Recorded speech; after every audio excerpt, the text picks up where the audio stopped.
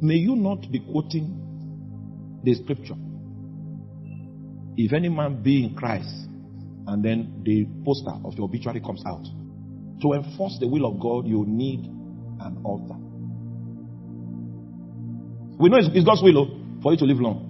But the will of God will not just come to pass because it is God's will. It will come to pass because it's enforced. There are other wills that also implicate you, that are not necessarily the will of God, but they have the potential of coming to pass if your priesthood does not stop it. Remember, this physical world was given birth to from the spiritual world, and it can be manipulated from that.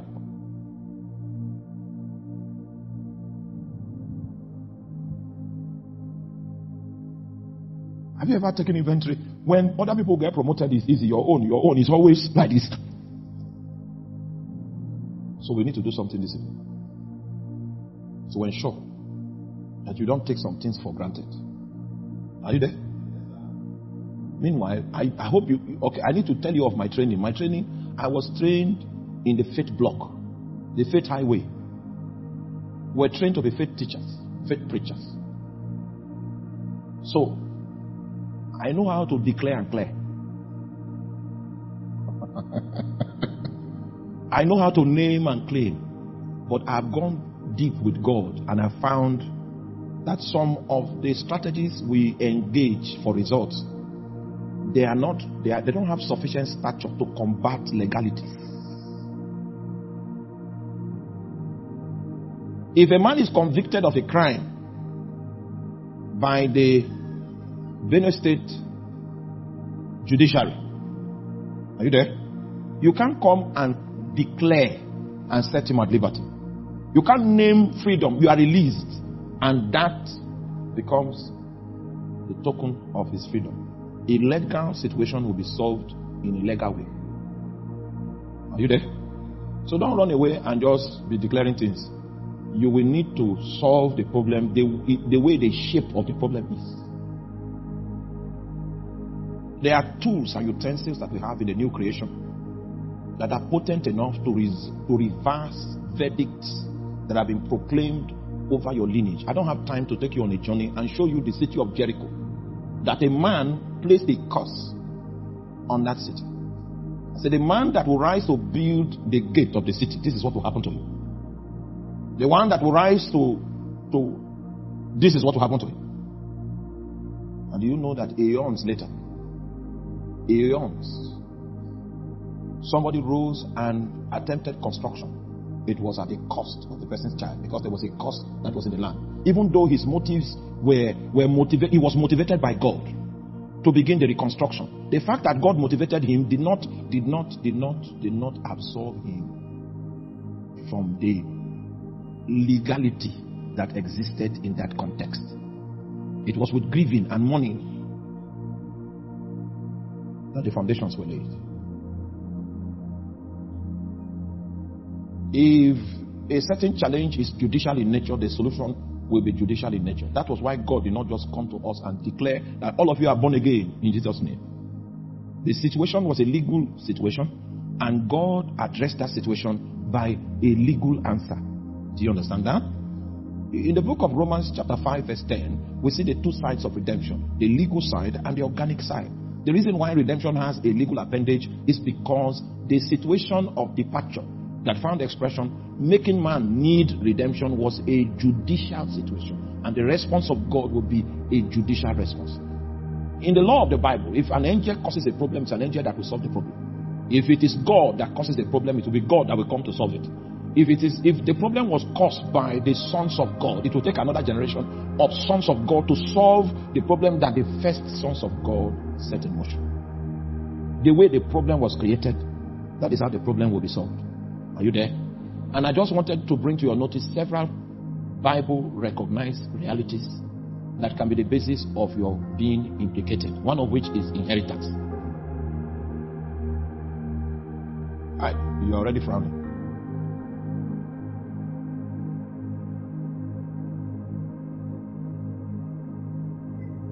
Inheritance, one of them. So a man he stole his neighbor's bicycle and sold it. The neighbor went and consulted a dibia. Brought a dibia and placed a curse on the person that stole his bicycle. And this was the nature of the curse. If he eats rice, let him become sick and die. So the actual man that stole the bicycle ate rice and died. The son of that man, who happens to be born again and was attending a Pentecostal church, notices that whenever he eats rice, he becomes terribly sick. He went to consult a doctor. A doctor said, it's an allergy. So anything you are allergic to, it is medically advised that you should avoid it. So based on doctor's instruction, he avoided rice and lived considerably for a certain age. Then a very senior man of God in this nation, he had the attention of that man of God and told him about his rice experience. Then the man now said, your father stole a bicycle. Gave the guy the download of how the father ate rice and died. And he knows that it was rice the father was eating when life left him. So how do we do this? He said, take this bicycle, go and buy a bicycle, give to the son, because the man that brought Dibia had died. So go and give the son of that man a bicycle. So he went, because it is theft that was the cause. You won't pray in tongues and pray it away. Oh my. Are you there? So restitution was the answer. They restored the bicycle to the son of that man, and instantly the spirit that was bringing the affliction lost jurisdiction. After he obeyed and he went to meet the pastor was eating rice, so they had to share rice. That was how he was brought back to the club of rice eaters. May you eat rice in the name of Jesus.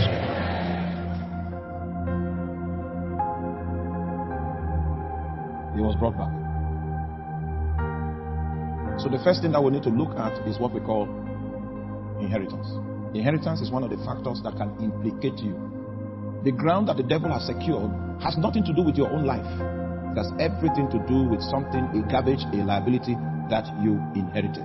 And that can become a premise of negative legality upon which Satan can stand to manipulate your destiny. Remember that this physical world came out, was given birth to from where?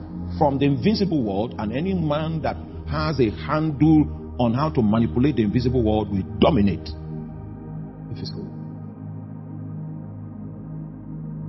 The second thing that can lend an opportunity for manipulation around your life is what we call iniquity. First is inheritance. Second is iniquity. Iniquity. And iniquity, let me give you a very simple definition of iniquity, so that the one you can remember, not necessarily a theological one, right? Iniquity is when, basic definition of iniquity is when a man uses his will against the will of God. Uses his will against the will of God. It is an insult in the sight of God that has grievous consequences that are transgenerational. And one of those scenarios where the will of man is used against the will of God is in idolatry. Idolatry. Idolatry. Idolatry.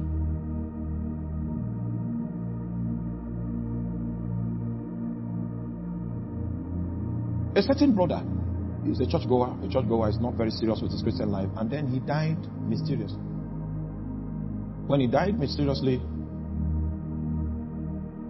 some women came and said, he cannot die like a chicken. And the evidence that they brought that he cannot die like a chicken was that it was his grandfather that translated the hymn book to their language. And because of that, he has credit on his life.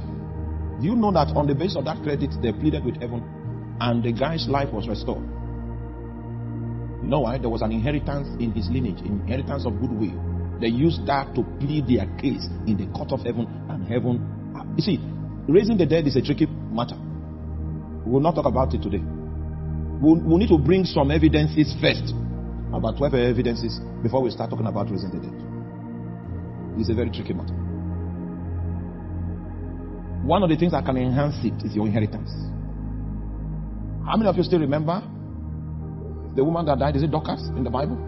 And they brought evidences that no, this type should not, no, this one cannot be killed like a chicken. She must live and fulfill her days. And there were evidences that were brought forth, and the Apostle Paul, standing on those evidences, pleaded with the court of heaven, and a verdict for her release was passed in the heavens. It takes a lot of spiritual intelligence to be able to reverse something that has already been done. During the course of this lecture, if we have time, because I've been studying death for a while. And I found out that most of the burials we have done, we buried people that had no business with death, with the grave. All of these short changes in lifespan that took place are based on manipulations that were done from the realm of the spirit. Are you there? And I'm studying the technology by which we can reverse unauthorized deaths. People that appeared in heaven before their time. Are you still with me? At least I will give you the tricks. And if you happen to stumble upon a situation where you perceive that this death is unauthorized, there are a few things you should do. If it doesn't work, then let's go for burial. But don't go for burial without trying. The devil's assignment is to steal, is to kill, is to destroy. That's what it does. If he shows up, you might see him with dark goggles. He's not trying to take a picture. He doesn't want to do selfie. The reason why he showed up is because he wants to kill. Exactly. So there's this angle of iniquity. There's this angle of iniquity.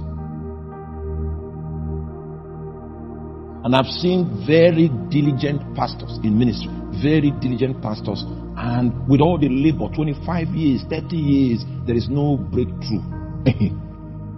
It is not because they are slothful. It's not because they don't know how to pray.